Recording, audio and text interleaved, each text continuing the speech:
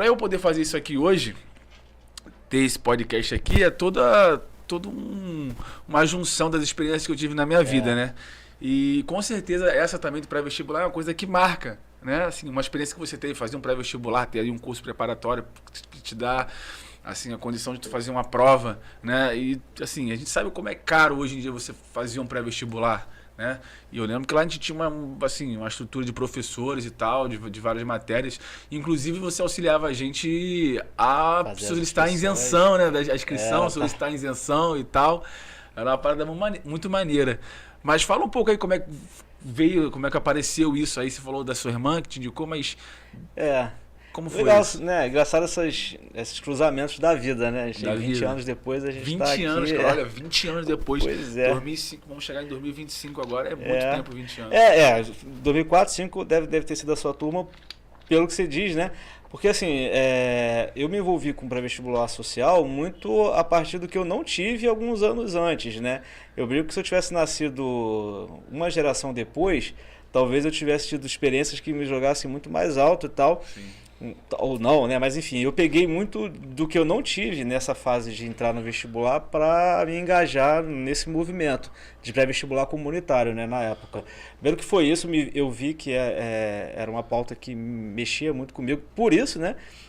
Por ter tido que ser um estudante trabalhador e estava nascendo um campo bom para isso, num cenário bom, né? Você vê, você tinha isenção, a UERJ estava começando a abrir os processos. Não existia cota naquela época? Ela estava começando a abrir esse processo de cota nessa época para estudantes de escola pública e jovens negros, enfim. E aí, nessa fase eu comecei, e justamente numa coincidência, né, de uma instituição que estava nascendo, né, que já estava também na minha vida, e do 320, né, ali do B20 há algum tempo, que era uma ONG, um projeto que acontecia no Museu da República. Cara, e aí, é verdade. Entendeu? E aí foi uma coincidência, assim, né?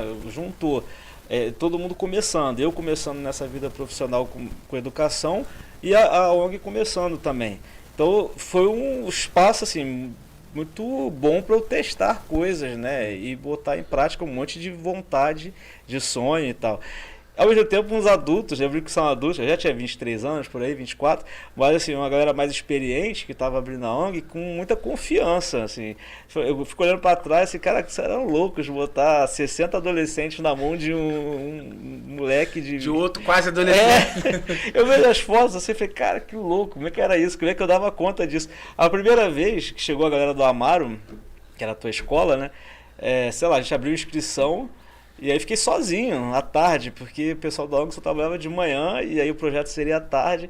E aí a gente abriu a inscrição, levei os cartazes lá, de repente surgiu uma porrada de gente de uma vez só lá no Museu da República, no Catete, para se inscrever pro pré, né? E agora, mano? E agora, exatamente. Eu passei a tarde resolvendo aquilo ali. E acho que ali já foi um teste inicial, assim. Tem um BO aí, como é que você resolve, né? E aí, daí pra frente, a vida foi só BO, né? Tu ia nas escolas, tu falar com o pessoal, tu ia na sala falar, não ia? Eu lembro de uma parada dessa. Rolou coisa assim, logo no começo tinha que divulgar desse jeito, né? Ia divulgar nas escolas, pedir a direção para poder falar, enfim. Esse primeiro e segundo ano do projeto, né? Assim, primeiro, a gente tentou uma vez em 2003 à noite, não deu muito certo. E aí o que eu conto para valer mesmo é 2004 e 2005. Era totalmente voluntariado, todo mundo ali junto, um monte de professor também, todo mundo voluntário. E a gente ali batendo no dia a dia, né? Você lembrou de uma coisa, né? Que como era todo mundo voluntário, né? Sempre faltava professor, assim, sempre não tinha. Você tava falando aqui off também, eu falei, cara, às vezes até tu dava aula, né, cara? Faltava um professor e vira e mexe tu dava aula. A galera não aguentava mais eu ir falar de português, de literatura e de redação, porque eu ia cobrindo esses buracos durante esse tempo, né? Durante esses 2 primeiros anos. Até que a gente conseguiu um apoio, graças ao resultado dessas 2 turmas, né? Assim, que era 2 coisas que se encontravam, né? Muito adolescente querendo também e voluntários muito engajados também. Assim, tem amigos até hoje dessa época, né? Professores que me ajudaram e a gente se ajudou a dar essa cara para o pré-vestibular, né? Que permanece até hoje funcionando. A gente já colocou na universidade mais de 900, quase 1.000 adolescentes, jovens.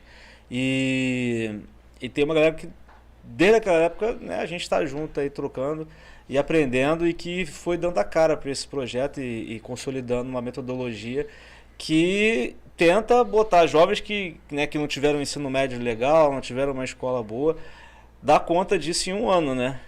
Ano passado a gente conseguiu aprovar 60 e poucos %. 60? É.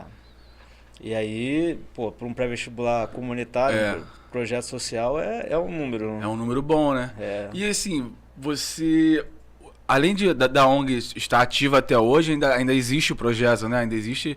Sim. Há 20 anos se mantém isso. Pois é, a gente fez 21 anos e é isso, também foi muito orgânico, né, o movimento da ONG. A instituição ela nasceu pensando em promover a interação, né, de jovens de comunidades com espaços públicos, né, como o Museu da República e outros. E aí a gente em 2007, 2007 foi chamado para fazer um trabalho em Santa Cruz. E chegou lá, a gente achou que ia reproduzir isso, né? Tipo, aqui na Praça 11 a gente tinha a Estácio, que era parceira, e foi parceira até 2015. Acabou aquela Estácio, né, Vila? Acabou, fechou, né? Na pandemia fechou, né? Quer dizer, ficou anos ali. Lá em Santa Cruz a gente não conseguiu. Anos depois eu fui estudar lá, cara, mole. Eu fiz meu curso de segurança do trabalho lá, cara. Olha que legal. doideira. Foi lá na Praça 11. Aquele campus ali era bem movimentado, né? Assim, realmente com a pandemia mudou, acho que agora está na Tijuca também. Mas quando a gente foi para Santa Cruz, a gente achou que ia reproduzir isso numa boa, ia chegar lá e encontrar o Museu da República. Já sabe como é que é a estrutura, né? Vambora. Mas não foi, né? Assim, e aí, no terceiro setor tem isso, é desafio o tempo todo, né? Como eu falei, dali para cá é só BO todos os anos. A gente percebeu que não ia ser desse jeito.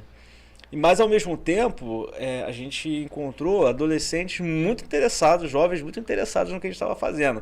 E até hoje é assim, a gente abre inscrição para um projeto com 60 vagas e se inscreve 600 pessoas, 400. Né? É mesmo?